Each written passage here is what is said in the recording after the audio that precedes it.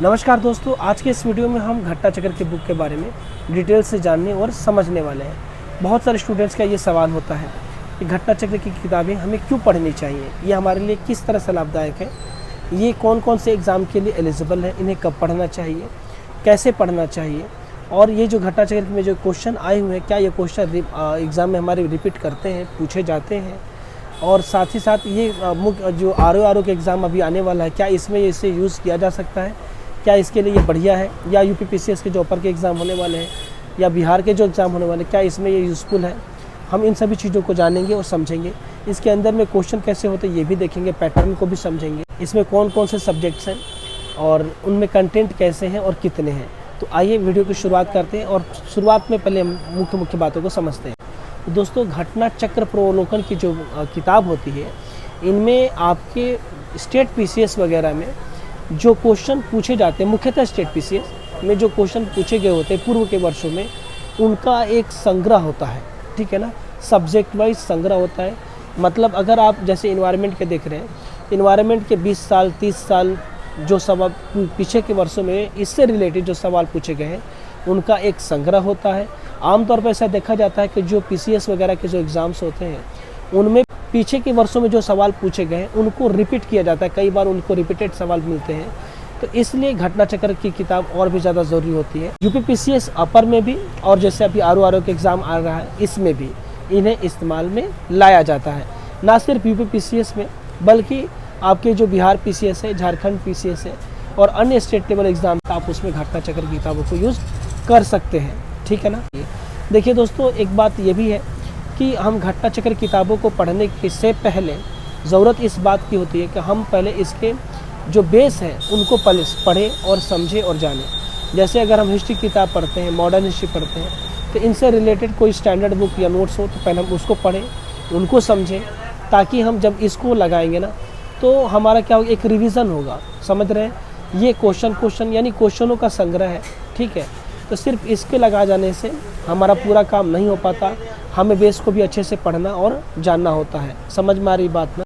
हम सभी चीज़ों को बिल्कुल बेसिक से एक डिटेल से समझाने की कोशिश करें ताकि आप इन चीज़ों को अच्छे से इस्तेमाल कर सकें। तो पहली बुकलेट हम दिखा रहे हैं आपको पर्यावरण एवं परिस्थिति की। आइए हम इसको थोड़ा अंदर से देखते हैं। सभी का इंडेक्स तो देखना मुश्किल होगा, कोशिश करेंगे कि ज़्यादा से ज़्यादा दिखा पाए। तो ये इंडेक्स है, इसमें ये टॉपिक है, इसका स्क्रीन चाहे तो आप स्क्रीनशॉट ले सकते हैं और ये आपके पेज नंबर है। टॉपिक से स्टार्ट होने से पहले आपको एक शॉर्ट नोट्स मिल गया डिटेल से।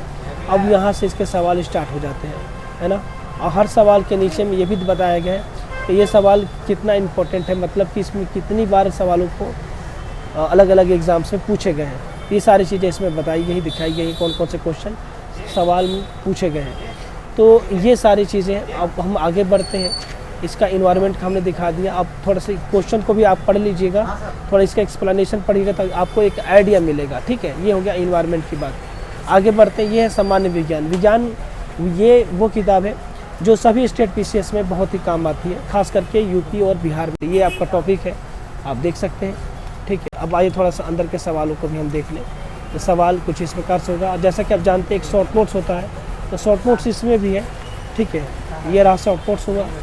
ठीक है, तो शॉर्ट नोट्स में क्या टॉपिक को थोड़ा सा एक आपको ओवरव्यू दे दिया जाता है और अंदर में आपके क्वेश्चन पूछे गए होते हैं जो आपको देख सकते हैं। जैसे 2020 में, 2010 में, है ना। ये सवाल 2 बार 18 और 19 में लगातार, जैसे मैंने कहा आपसे, रिपीटेड सवाल है ना, आप देख सकते हैं। 18 में भी पूछा गया और इसी सवाल को फिर 19 में भी पूछ लिया गया। तो रिपीटेड सवाल आते हैं, आप इसके लिए हमेशा तैयार रहें। इसलिए कहा जाता है, देखिए यहाँ पर देखिए इसको, तो देखिए अब कितनी बार कितने साल रिपीट किया गया है, कई बार पूछा गया इसी सवाल को, एक ही सवाल को कई बार पूछा गया इसको, है ना। तो इसीलिए कहा जाता है घटना चक्र किताबों को आप लगाते हैं तो ये लाभ होता है कि कई बार रिपीटेड सवाल होते हैं तो वो आप इजीली कर पाते हैं। इससे दो फ़ायदे होते हैं। एक तो आपका प्रैक्टिस मजबूत होता है और दूसरा फ़ायदा ये होता है कि चूँकि रिपीटेड सवाल भी बहुत सारे पूछे जाते हैं तो आप उन्हें भी आराम से कर पाते हैं। इसीलिए मैं आपको एकदम विस्तार से और अच्छे से बताने की कोशिश कर रहा हूँ। वीडियो अगर सही लगे तो आप इसे लाइक ज़रूर करें और हो सके तो थोड़ा शेयर करें, थोड़ा अच्छा लगता है अपने को। जब हम लोगों को थोड़ा बूस्ट मिलता है, आप लोगों से प्यार मिलता है तो बेहतर लगता है। बाकी इन किताबों को अगर आप चाहें तो घर बैठे मंगा सकते हैं। आप इस नंबर पे कॉल करके ये राजेश बुक स्टोर से घर बैठे मंगा सकते हैं। पूरे भारत में डिलीवरी होती है। तो आप इसे जब चाहें तब मंगा सकते हैं। आप इन्हें हम आगे देखते हैं।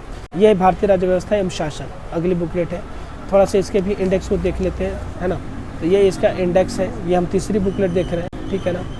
और छोटा सा नोट्स होगा आगे में, और उसके बाद इसका कंटेंट स्टार्ट हो जाएगा। जैसे आप नोट्स देख रहे हैं और उसके बाद क्वेश्चन वगैरह आपके लगातार पूछे जाएंगे। ये तीसरी बुकलेट थी।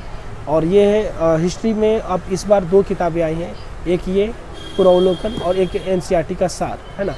तो इस हिस्ट्री में भी वही चीज़ होगा कि शुरुआत में इंडेक्स होंगे, इंडेक्स को हम दिखा देते हैं आपको, ये रहा। और आगे में जो है आपके टॉपिक के क्वेश्चन और आंसर नोट्स के साथ साथ होंगे। तो हिस्ट्री के 2 बुकलेट हैं। आगे बढ़ते हैं, ये है इकोनॉमी को भी देख लीजिए आप, ठीक है ना। ये कुछ इस प्रकार से किताब है, बढ़िया है, सारी किताबें बहुत ही बढ़िया है ना।